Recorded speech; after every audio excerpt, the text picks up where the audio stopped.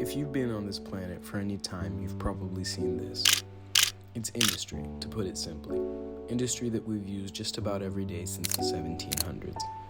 It's hard to put a pinpoint on when humans grew separate from their world and became only restricted by themselves, but at this point, we have nothing impeding us in the natural world, yet we've somehow managed to basically halt progress entirely. By this I mean there's really no improvement in quality of life. Our problems are just getting more and more absurdly far away from the natural life of an animal. We've stopped evolution entirely. Even if we can look at it as saving hundreds of millions of sickly people, we can also look at it as letting many more sick children be born, letting them go through their pain before curing them, and letting them make the next sickly batch. And this is a hard truth to accept, but many of us aren't supposed to be alive by Mother Nature's standards. Before the 1800s, the infant mortality rate was just about 50%, which means before we even got to 5 years old, half of us were gone. The fact is that humans are only going to be devolving, and that prioritization for the species is being ignored for individual comfort in the higher class. This isn't only affecting the long-term success of the human race, but impeding the freedom and potential of many, as the modern man must adapt to his creation rather than the other way around. The king of the modern world is the industry that surrounds us, a totalitarian force on society that leads to the never-ending adjustment and social restraint of people that wish to escape from the grasp of industry. This effect leads to overpowering police force, mass media made to whitewash free thought and kill independence, and a reliance on drugs to ease the pain from the pressure of being in the system. I might sound as if I'm going insane, and that's because I'm not the one who's talking.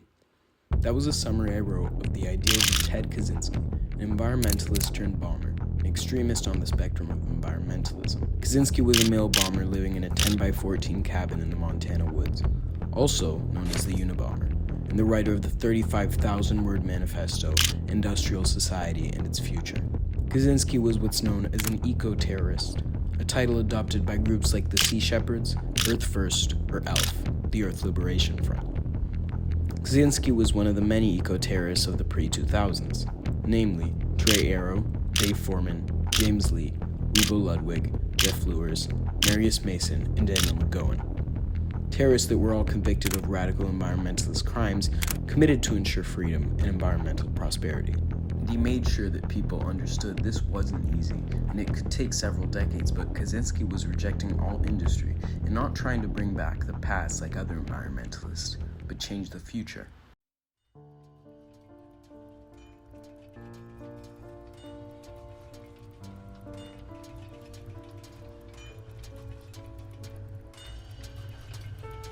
But what about the other end of the spectrum? The consumerist radicals of our industrial world. The year is 1776. Adam Smith releases his magnum opus, An Inquiry into the Nature and Causes of the Wealth of Nations, better known simply as The Wealth of Nations. Adam Smith is known as the father of capitalism, but Smith's values weren't those of a modern capitalist. In fact, Smith was an environmentalist. Smith believed capitalism was a way to break free from the restraints of what the church wanted, a way to let people improve the world and the nature of society, politics, technology, and environmentalism.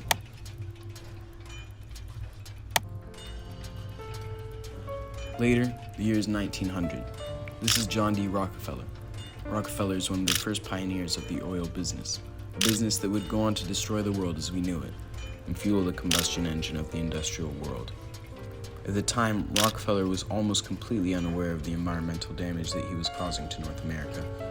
Rockefeller was famous in the story of capitalism because of his approach to the competitive business.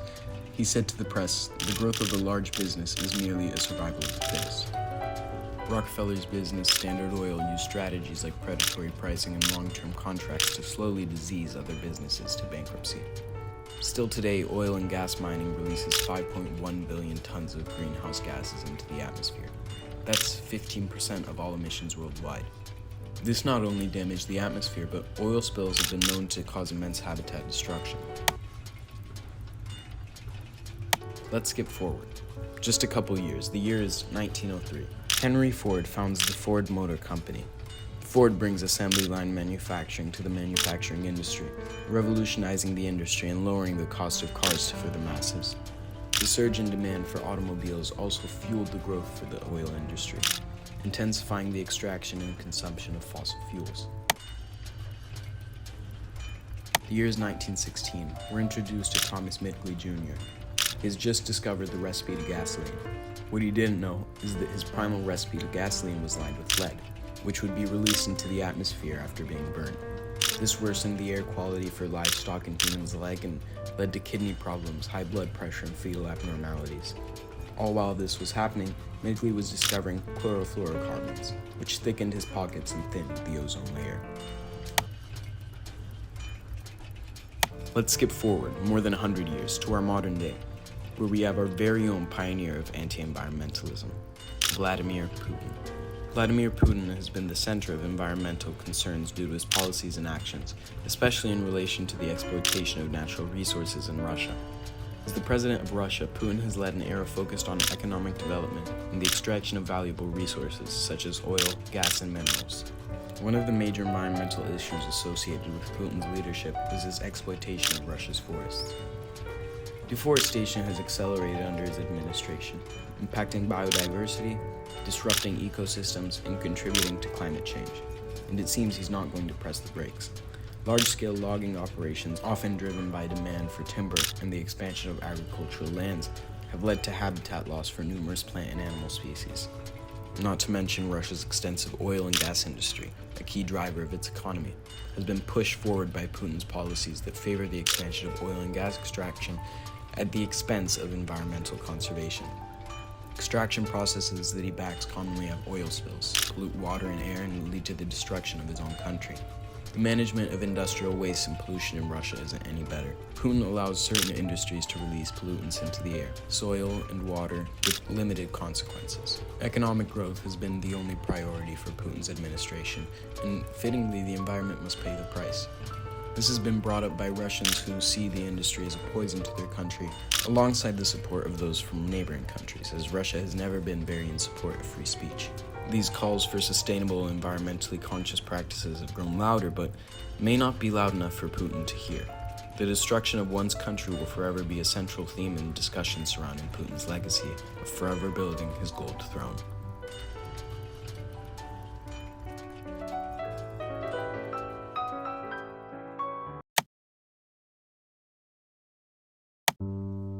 In the story of industry and environment, the environment often finds itself on the losing end.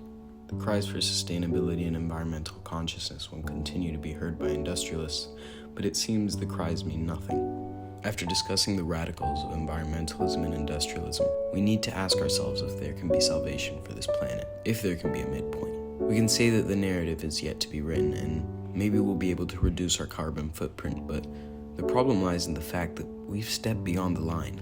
It seems humans aren't smart enough to live on this planet, and we're finishing our run over seas of plastic and under skies of toxins. We all see our future lies in our hands, but to me it seems we haven't quite caught a hold of it, and it may be too fast to catch up to. Taking a step back from environmentalism, it's important for us to live as we wish, if that be consuming all of what we find or preserving what little earth we have left. Humans will die out, but the world will continue to go on, and from Kaczynski to Putin, what we have left is limited, which makes our final generations only more exciting to be a part of. No matter how much oil we mine or trees we plant, our world will keep spinning. If you're an environmentalist, feel free to spend your final years allowing yourself to spin with it. And if you're an industrialist, feel free to fight back against the infinite life that the world holds. But as some of the last, if not the last generation, live life as your human instinct decides.